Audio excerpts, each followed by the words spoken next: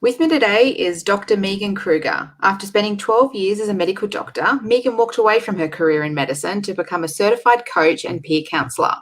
Meagan now combines these skills to create and facilitate life-changing programs in mindset, intentional living, and goal setting, with a specialty in mindset and life coaching programs for defence spouses.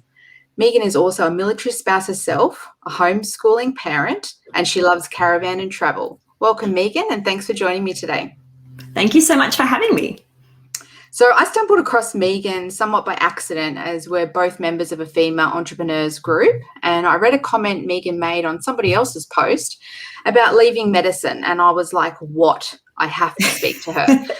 So I instantly messaged you, Meagan, and said, look, I'd really love to chat with you, and you agreed. So I'm so pleased because your story, I can't wait to hear it. Now, being a doctor is not only prestigious, but it's a hell of a lot of work, hell of a lot of time, dedication, and it's super expensive. So I just want to talk a little bit first about that. So did you always want to be a doctor? I didn't, and that was probably the first clue that it wasn't what I should be doing with my life. But I decided to be a doctor probably right at the end of my high school years. Because I was really interested in human biology and how the body worked, and I loved learning. And the idea of being in uni for 6 years, I was like, yeah, sign me up. It sounded great. Most people would go, no, don't sign me up, but that's fantastic. So did your parents support you in that career path? Yes, they did. Yeah. Excellent. And what field of medicine did you go into? So I ended up going into pediatrics. The way doctor training works is it takes a good 10 years after you finish university to actually become a specialist. So it's all on the job training and studying for exams. And you do a few years in adult medicine in a hospital, and then you, after that, go on into your specialty area. So I did a lot of work in adult medicine in mental health, and then I went into pediatrics and worked in there. So why did you decide to go into that field? I loved it. It really did inspire me, I guess. I loved learning about how little bodies work and how children are actually very different to adults, particularly in medicine. And it was my favorite subject we studied at uni level. So yeah, I really did enjoy my job when I was working in it. So speaking about study, can you sort of talk us through the education process? Like how long are you at university for? What are you sort of doing? How much prac do you do and what happens? Yeah, so medical school it's a lot different to other university degrees. So my degree was 6 years. The first 2.5 years were spent at university, and we would be on campus, nearly 40 hours a week, and then studying a lot at nights and weekends. So we weren't, the uni students that got to go out and party all the time. A lot of people did, but it wasn't the usual university experience. We weren't allowed to have part-time jobs that took up too much time. I actually had to sign a contract that I wouldn't work more than 10 hours a week, as it would affect my studies too much. Wow. So they expected a lot of us. And then the second half of the degree is all based in hospitals. So you're in hospitals, again, 40 hours a week, shadowing the doctors, learning on site, and then going home and studying at night and weekends. So that was 6 years where you're just devoted to studying and very little else. So that was the study side of it. Yeah. Do you think that sort of, I suppose, rigorous routine and amount of work really is there to set you up for success once you become a doctor? Because obviously being a doctor is not a 9-to-5 job. So do you think that sort of gets you in the mindset of, this is going to be tougher than the normal gig? I think so. I don't know if it's set up that way on purpose or if it's just that is the amount of hours it takes to learn everything you need to learn. And it's how it's always been done. And so it's a lot of how medicine works is just based on, well, this is how we did it when we were students, so this is how you guys are going to do it. And a lot of it is actually quite outdated, but it just keeps getting passed down. So the medical industry takes a long time to change things.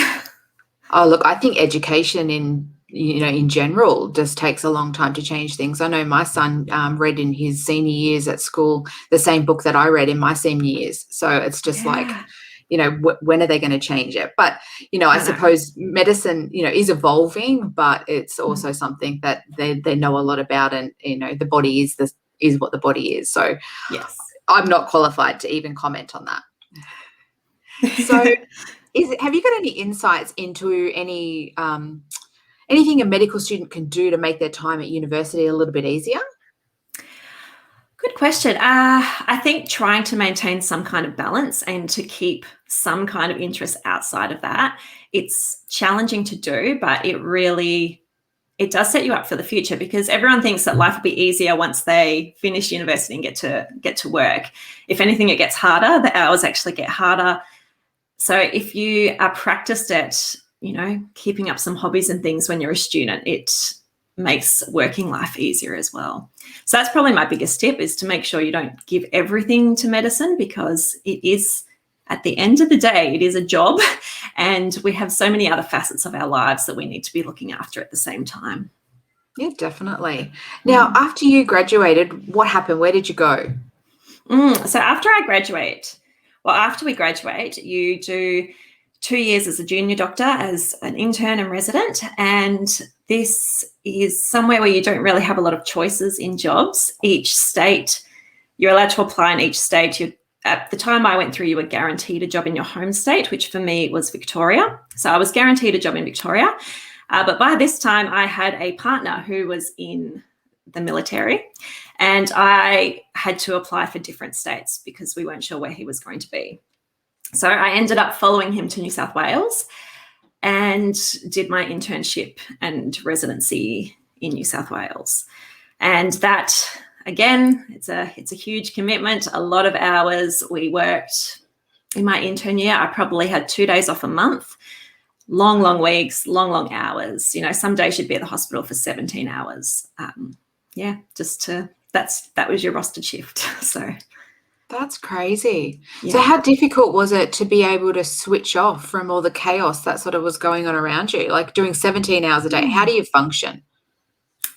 You just do, because you have to. That it's something that a lot of people struggle with. The intern year is a really, really hard year for many, many people because of that. You're just thrown in. There's a lot of responsibility. You're supervised a lot, but you also have a lot of responsibilities, and you're, looking after a lot of sick people at once, especially weekends and night shifts. It's a very stressful time, and most people are kind of glad when they've pushed through it and got those years past them. And speaking about sort of sick people, I remember in my final year in high school, I was like, yeah, I want to be a nurse. And my mum was like, no way, you're far too emotional. It's just not going to happen for you. And I think, in hindsight, I probably was at that point in my life. So being in pediatrics, especially, how did you cope with that and not be able to take that home with you, all the things that you see and the little kids that are sick? Like what goes through your mind when you're actually dealing with that? Yeah, it's hard. It is really hard. And I think most people who go into medicine are there because they care about people. And that's a real challenge, is learning to separate your own emotions from the job. But if you do that too much, then you become one of those really cold, hardened people. And that's not what you want to be either. So I actually found pediatrics easier in some respect, because children heal more than adults. Children bounce back from things faster, and we didn't experience death as much in the children's hospitals as we did in adults, because most childhood illnesses are survivable, which is really good. So I got to see a lot of these worst case scenarios where the children would bounce back from it, but still there was still a lot of hard times and horrendous times. And I think I've blocked a lot of it out now, but my husband still remembers. He talks about the really hard and stressful times and what it was like to watch me go through those. But yeah, I try not to think about it too much now. And since having children, a lot of people find that once they have their own children, it is a lot harder to deal with. I haven't worked in a children's hospital since I had children, and I don't know if I'd be able to do it now. It's especially when you're looking at other people with the same age kids. Yeah, that's really, really emotionally challenging. Yeah, definitely. I don't think I'd be able to cope. I think my mum was right. Yeah. Look, you cope because you have to, but certainly in the medical field, the rates of, anxiety and depression and burnout and suicide are about double what they are in the general population, especially under young female doctors. So obviously it does have quite a mental toll on people. And do you think that the health departments in general in each state are doing enough to help that situation, like to improve it? No. Look, I think they're all trying. There's all these studies around showing, like, they know that the well-being of their doctors is at risk, and they were always pulling us in for talks about, be more resilient and you need to look after yourselves. But at the other end, they're not changing the system. They're not changing the fact that we all had to work such long hours, that the hospitals, particularly the public hospitals, are chronically understaffed. They're not fixing that part. So there's only so resilient and so much looking after yourself you can do. Yeah, definitely. I think that there's a lot of pushback, and I will talk about the military later, and I think that's very similar in the military as well, that it's sort of pushback on you. There's an overarching, we're here to help, but it's really put down to the individual, which is really tough. And yeah, as you mentioned, the actual mental health prevalence is so much higher in medicine than it is in general population. I've read a few studies, and it doesn't seem promising at all, which is a little bit scary. So I hope that they do make some changes soon. And I think they're trying to. Certainly we don't do like the 36-hour shifts that they used to do 40 years ago. They used to work all day, all night, and then all the next day. We don't do that anymore, but it is still a lot longer hours than the general population work. And it's still, particularly when you factor in that at a junior level, so those first 10 years after university, you have to go home and then study at night and study on weekends. And most people aren't getting enough sleep or exercise or eating healthy. So it's a whole systemic thing that takes a long time to change. Like I said, medicine just takes, at a systemic level, they take so long to make changes. Yeah, well, hopefully they can catch up, because, I think we all look at it as outsiders and think that that's the profession that they're going to be doing the most in. And I think it's probably the opposite, which is quite troubling. And you worked in medicine for 12 years. You worked as a doctor for 12 years, and then you gave it all up. Well, I suppose in the traditional sense anyway. So why? Is it because of those things? It wasn't because of those things, but in retrospect, looking back, I can see how all those things were contributing. For me, it happened after I had children. So my husband, like I said, military, and I was following him around the country. And we moved when I was on maternity leave with my first child. So we moved across the country, away from where I'd been doing all my pediatrician training. And we got to Western Australia, where no one knew me. The hospital system, I was a nobody to them. And here I come applying and say, I was quite senior in my training at that point. And I'm there saying, I've got a new baby. I only want to work part-time. Can you give me a part-time job? And they refused. They only had full-time work, and they were willing to just pass me up, even though they were understaffed. They were, not wanting to deal with someone who didn't want to work full-time. And eventually they did ring me. I very much remember that day. I was sitting in a car park. I got this phone call, and they said, look, we will give you a job, the job you want. We'll give you 10 weeks of part-time, and then after that you can go full-time. And again, I was like, no, I just, in that moment, I knew deep down in my gut, I'm like, I cannot do that. There is no way I can say yes to that. I had a brand new baby. My husband, it was away, or doing trips. We knew with his career that he'd be doing trips away a lot, and I would often be on my own and trying to manage shift work and those, huge hours.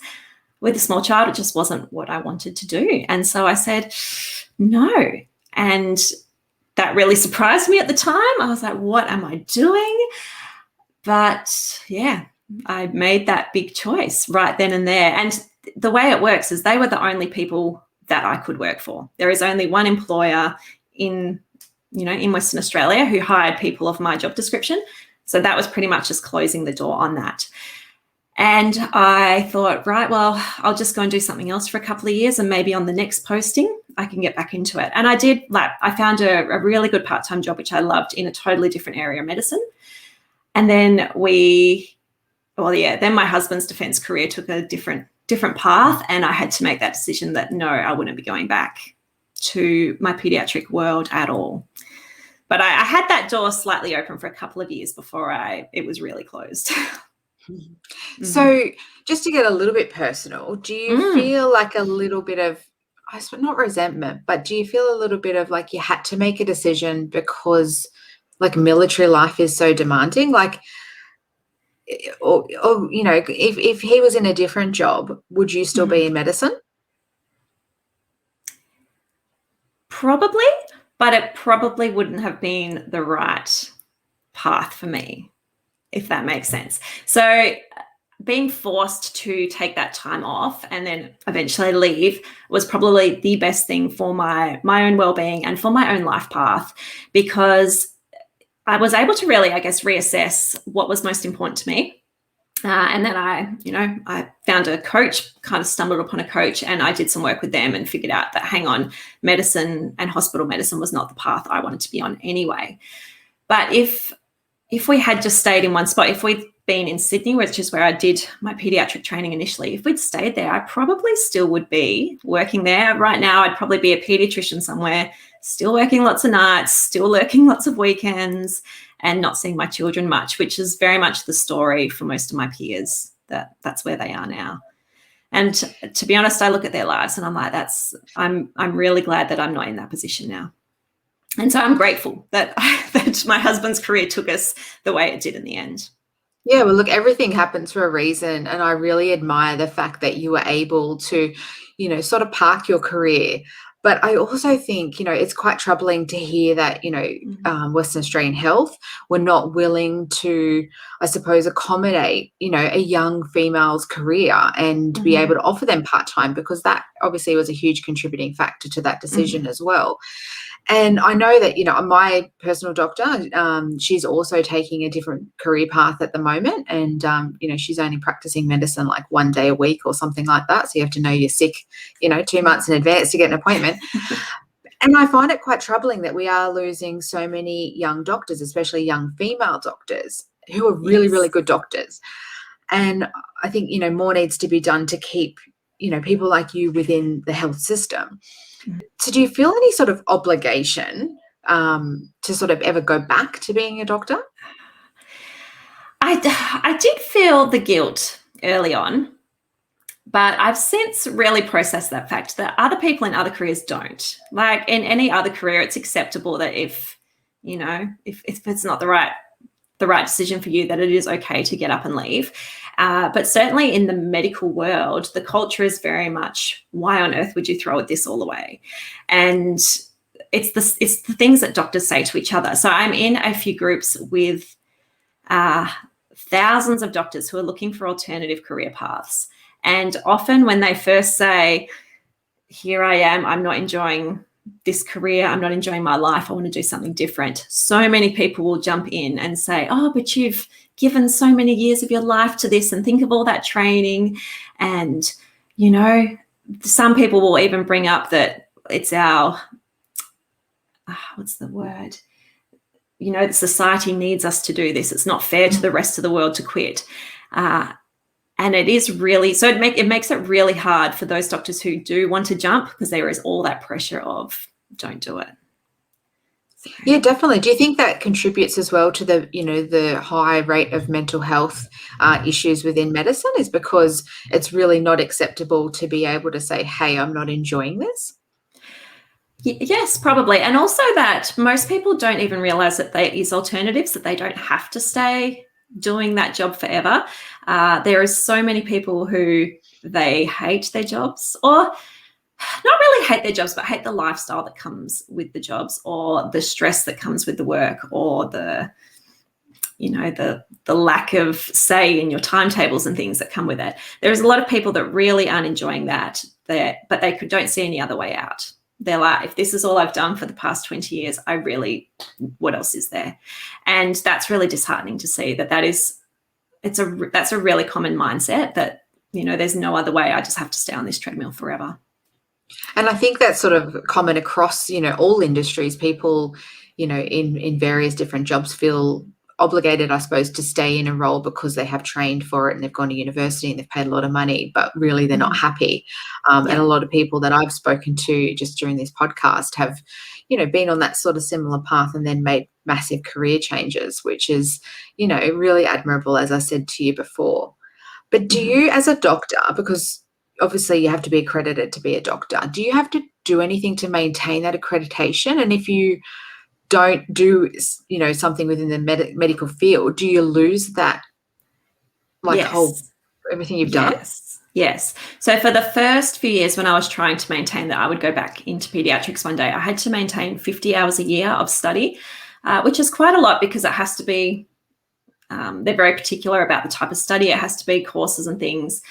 So 50 hours is quite a lot. So I did maintain that for a few years, and then I switched to, there's different roles. So if you're non-clinical, so if you're working in medicine but not with patients, there's a different training requirement. And again, if you're not practicing clinical medicine. So there is different amounts, but you do have to keep up education, which is tricky. And certainly, people who have, for instance, might go overseas for years to follow their partners and can't work, often do struggle to maintain the amount of education required to, still be registered with the medical board. Yeah, that's tough. I can understand that, the reason for it, but it's also hard to be able to sort of just take a little break away from your career and decide what you really want as well. Yeah. Yes, it is. Yeah. Yeah. Now you're a military spouse, yes. as you've mentioned, and you've followed your husband around, and you actually do something quite unique. So you help other military families adjust to military life. So tell me about this. What made you do that? I will come right back. Sorry, I've just got to plug in my charger.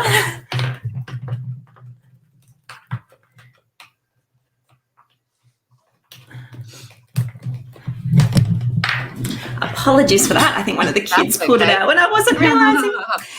Yeah, so in those years that I stopped working in medicine itself, I really was diving into my own interests, and I trained as a counsellor. I trained in life coaching because it was areas that really intrigued me, how people make these decisions. And I was noticing that all the things that I was learning about mindset and belief systems and choices really applies to military families as well. And being a military family, we've moved quite a lot. We've moved 4 times in the past 4 years. So we've lived in a lot of places. I've seen lots of different families and heard about their experiences. And it really intrigued me how some people would really love a place and other people would really hate it. And a lot of the time it just seemed to come down to mindset and how people were perceiving the place they were living, how they were perceiving military life itself, and not realizing that they had more control over their situation than they thought. So I started thinking about, well, how could I take my coaching skills and the things I'd learned and use that to help other families? And I devised a self-study program called Love Where You Live, which I also offer one-to-one for those who want more personalized coaching through it. But it really just helps people to look at the situation they're in. Even if they don't get to choose where they're living, they get to choose how they're living in it. And so I help them to do that. That's amazing. And to make it better. Yeah. Yeah, because, my partner was in the military. So, he got posted from Sydney to Townsville. And that was the biggest culture shock for me ever. We got posted up there, and I remember, we were still living in a hotel, and 10 days into being in the hotel, our house wasn't actually ready yet. And he got deployed overseas. So boom, within 10 days of arriving in this new, state, I was thrown into complete turmoil. And I remember driving past a shop up there and it said, now open on Sundays. And I was like, what? Where am I? I'm on the other end of the world, because I've come from Sydney, which was 24 hours a day. And, here I am in this hick little town that I thought at the time, and I hated it. I cried. I just did not like it at all. And it took me a long time to sort of to be able to really enjoy it. So I do agree that mindset's everything. And I think it's, fantastic that you're offering something to help people, because I had nothing. I didn't know anybody, didn't have any friends up there. That the military, I don't know what part of the military your husband's in. But mine was in the army, and they offer no assistance whatsoever to families. So I think, look, the assistance is there, but they just don't tell people where to find it. And it varies from place to place how much there is. But they don't make it easy to find where to go for help and to connect with other families and things. Whereas because we got to do a United States posting, and over there it was so different. It was so different. Like, very much there was all these family events and things for families to go to, and they connected you with the boss, and usually, whoever the commanding officer was, their spouse, which was generally a female, would be in charge of organising the social calendar. And it was just such a different experience. And I was over there going, oh my gosh, why does Australia not do this? Because it was amazing. Sounds like Army Wives, the TV show that was, popular about 10 years ago. Yes, it was. That show is a lot more factual than I realised when I watched it. Well, that's what I thought it would be like, but it wasn't like that in Australia at all. So what part of the military is your husband involved in? Air Force. Mm-hmm. Because I found the Army was, their motto, unfortunately, is Army first. And families really don't play a very big part in that at all. I remember one time I still was very lucky to maintain my job when we moved and just be able to work from home. And I had to keep travelling from Townsville to Sydney. And one time my husband had to pick up our son from school, and they said no. So here I am in Sydney, and he's just ringing me saying, I can't get him. You're going to have to sort something. So I'm in Sydney at work trying to sort, somebody to pick him up. So I think any help that any sort of military family can get is, fantastic. So I urge anybody that's in that same sort of position to reach out to Meagan and to get that sort of assistance, because it's a pretty lonely path otherwise, because unless you're in it, people don't understand it. No. And until you're in it yourself, you don't understand it either. So we all sign up. Everyone always says you know what you're signing up for. You don't really. Until you're in the midst of it, you're like, you don't. Yeah, not at all. Not at all. So how have you found the take up on that, and what sort of skills are people learning when they do these courses and the one-on-one coaching with you? Yeah, it's been really interesting to watch. So the people who come to me wanting to do it, they're ready to change. They're ready to look at things in a new perspective. So it works really, really well for them. Like, I had one of my recent ones, she was a mother, and she contacted me, and one of the things that came up for her was that she'd been searching for a job in her new location for 12 months. They moved there. She hadn't been able to find a job, and she was really struggling. She's like, this is not going to work. I just want my partner to leave defence so that we can go back to where we want to live and I can get the jobs I want. And after working through the program with her, one of the things that we really focus on is figuring out what your core values are. So these are the things that are deep down, your priorities, the things you will always give your time and energy and attention to. And for her, it was coming up that family was much more important for her than career. And we figured out that she had this block around, if she went back to work, she was really worried how that was going to affect her children. And she had all these mind blocks around that. And I worked through that with her in this session. And we figured out all the reasons why her going back to work would be perfect for her children, why it was actually the best thing to happen in this posting, in this place, even with, dad being away all the time, why she needed to be back at work.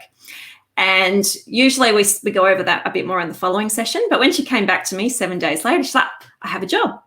And not only did she have a job, she had the perfect job that fit perfectly around her children. It hadn't been advertised. It was one that she had been proactive and just found. And that job had probably sat there for that whole year that she had been searching, and she'd never found it because deep down she had this mindset that she didn't actually want to go back to work because it was going to have such a negative impact. So just working through Love Where You Live with her, we got her back into the workforce and into the perfect job for her. It fit in perfectly with school hours, with where the kids' school was. It was yeah, it was incredible. I was like, oh my gosh, like that was so fast. I did not expect that to happen. But yeah, amazing. That is amazing, because she was obviously putting up some really big blockers, to herself, wanting to be able to sort of, move into work. And it is challenging being able to balance work and being a mother. Mm-hmm. And speaking about that, you homeschool your children. So I do. I have to ask, are you a glutton for punishment or what? Because a lot of people have had to homeschool their kids, over during COVID. Yes.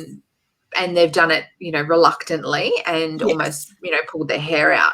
But you choose willingly to do this. Why? Why do you, why is this?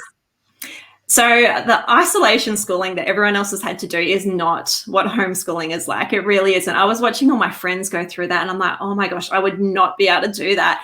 The sitting down and trying to force a 6-year-old to sit at a computer screen and pay attention. Like, there is no way my kids would do that either. So hats off to everyone who had to go through that, or people who are still going through that in different parts around the world, because that is hard. That is not real homeschooling. So homeschooling for us is pretty much living life, and often it looks like what school holidays or weekends would look like to other families. We do a lot of reading books and playing games and going on adventures places and going to play dates with our other homeschooled friends and going to museums and libraries. And we do a bit of sit down work every day, but not that much. So I'll sit down with my son and do a bit of maths, or, read a bit of a history book with him.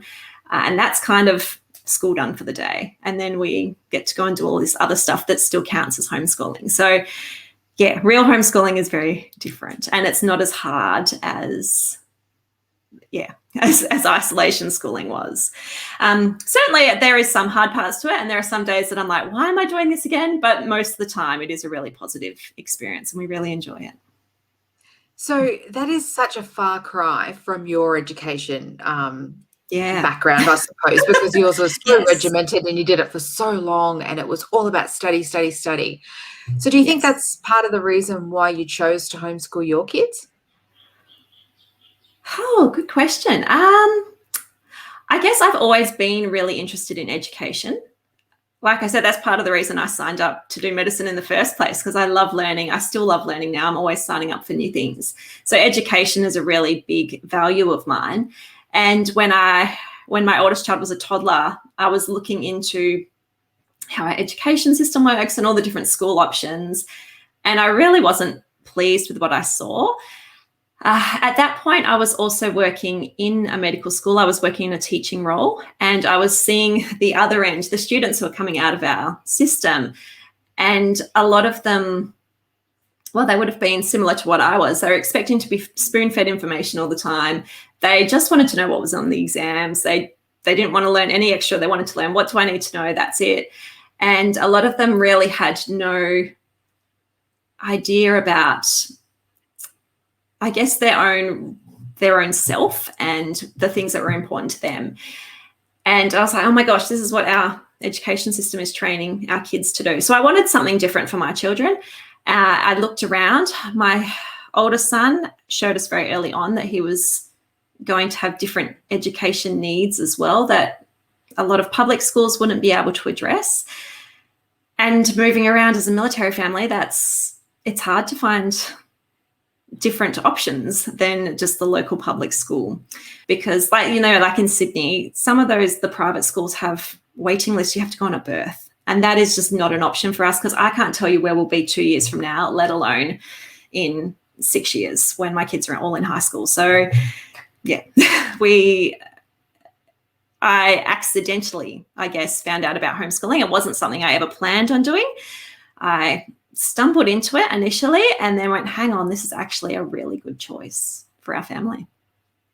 So what advice do you have to parents that I suppose are sort of struggling with the way that the education system is at the moment and might be interested in homeschooling? What would you suggest to them?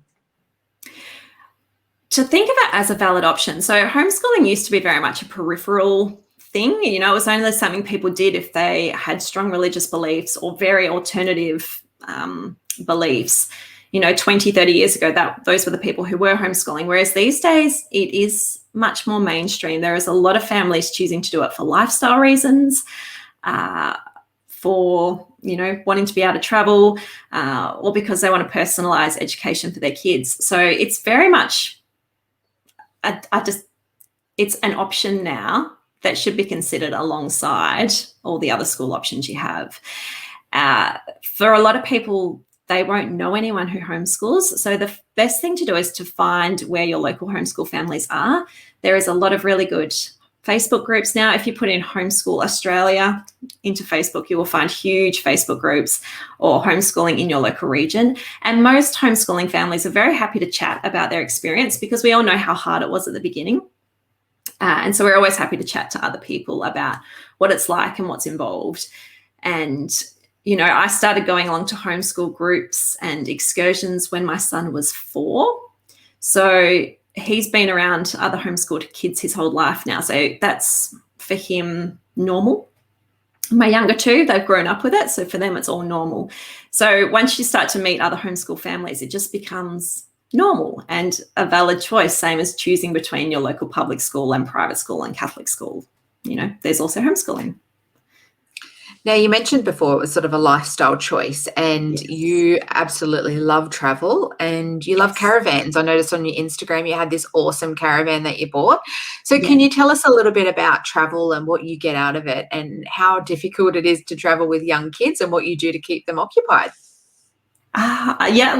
So travel is, again, one of my top values. So this is very much what I do in my coaching practices. We figure out what your values are. Family is really high for me. Education's really high. Travel is really high. So I'm always going to find ways to travel, and having children was not going to stop that. So my kids have all been going on holidays since they were newborns. My third child, he was out in the caravan when he was 10 days old. So Wow. we've just always done it.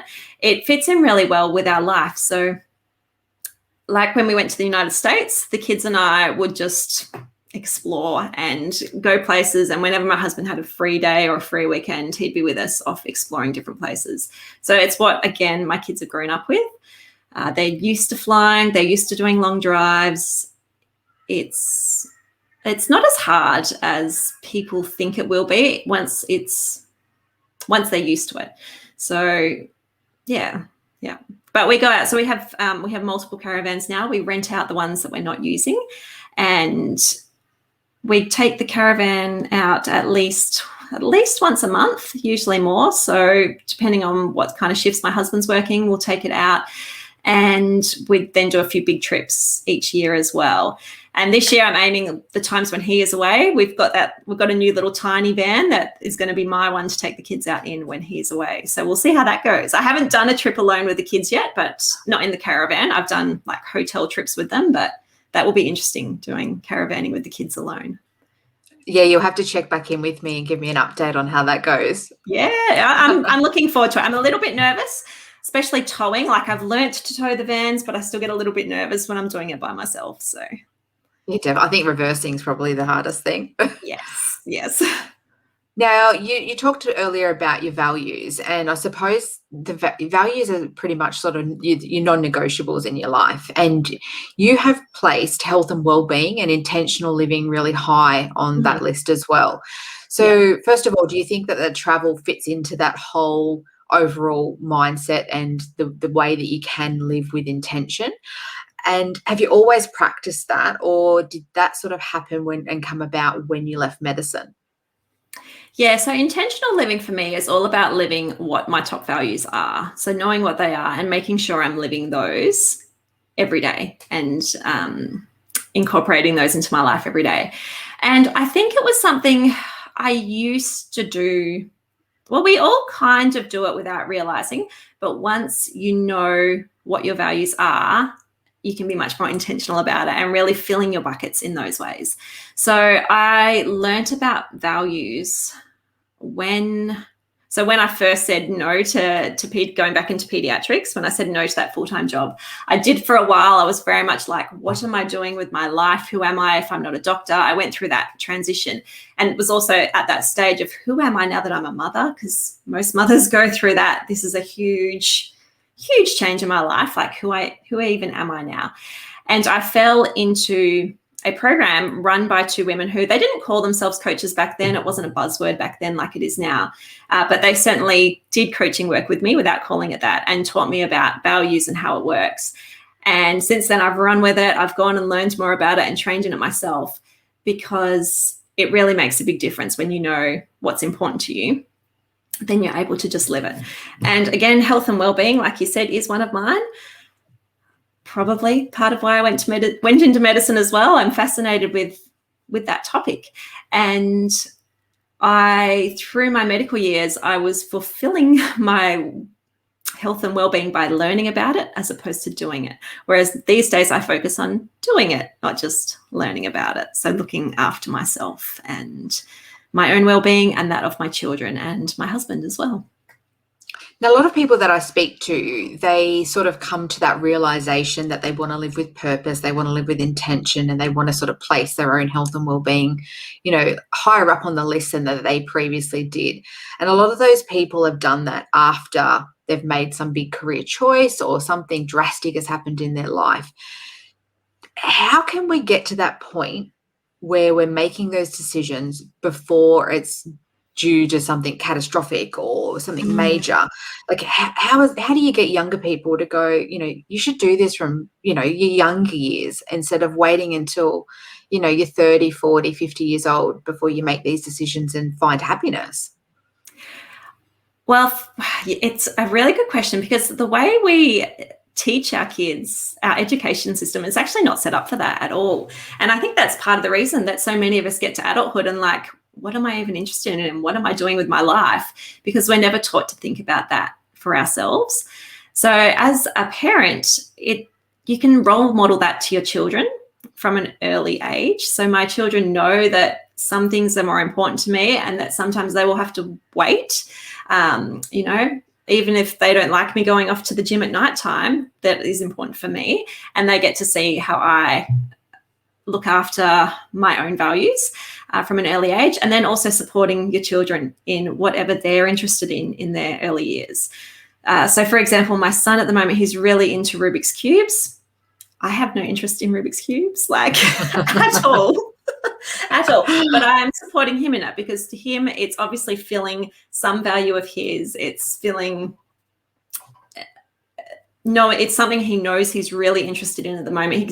He's into speed cubing and, those all about the world record holders and things. So that's a really important thing to him at the moment. So I'm supporting him in that, instead of saying, no, that's silly, you need to focus on maths or whatever, because I want that in him as he grows older, that he can pursue things he's interested in, and it won't be as much of a crisis for them, hopefully, when they're adults. And certainly I do that with all of my children. He's just forefront of my mind because we've been talking Rubik's Cubes all morning again. So that's a good way to do it. If you're already an adult, most adults, like you said, come to this realization when they have some big crisis. For women, it's often when they go on maternity leave and they're like, do I even want to go back to that job? But often we have the niggles before that. And when I look back, even before I had my children, there had been years where I'd been saying to my husband, I don't know if I want to do this. I don't know if this is right for me, but I'd kept pressing through. Whereas perhaps if I'd sought out help a little bit earlier, then maybe I would have changed things a bit sooner. So I think those niggles are there for a reason. When you're sitting there going, this isn't what life's meant to feel like, there must be more to life than this. Maybe I'm not quite on the right path. If you start seeking out some help or diving into learning about different personal development things, you might actually make the changes sooner rather than waiting for the catastrophes. Well, look, Meagan, I'm so glad that you made that decision to sort of leave medicine, because you seem super happy, really, really grounded, and, your family is obviously really, really benefiting from those decisions. And being able to sort of travel around and homeschool your kids, they're experiences that a lot of people don't get. So I urge anybody that if they're looking into homeschooling to reach out to Meagan. And again, as I said, military families, reach out to Meagan, and anybody that wants to live with intention. Yes. Because, I did say it earlier, but, almost every single person that I interview has come to that realization. And I think that's why they're okay with sharing their story as well, because they've made that decision. Yes. But I do have one last question before I let you go, Meagan. Sure. And that is, what would you do differently if only you knew? Oh, good question.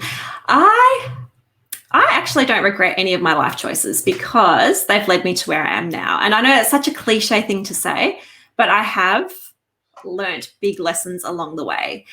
I think for other people going through it, my biggest tip would be to listen to your instincts and listen to your gut. And certainly when I've made big choices in the past, the initial one of following my husband, the one to leave my hospital job, those were all just instinctual, on-the-spot decisions that came from no place of logic. And often with the big decisions, that's your gut response, your instinctual response is the right one. So I'm glad I've done that, and I'm trying to do it more because it always leads you on the right path. Well, Meagan, you have had such an amazing journey, and I thank you so much for sharing it with everybody today, because I think there's a lot to be learned from people like you who are able to, as I said, make those conscious decisions and really live by them and live your values and really just live your best life. So thank you so much for being with me today. And if you'd like to know more about Meagan, I'll have a link to her website and all her socials on my website, ifonlyouknewpodcast.com.au. Thanks, Meagan. Thank you so much for having me, Christy. It's been wonderful. Thanks for coming. Thank you.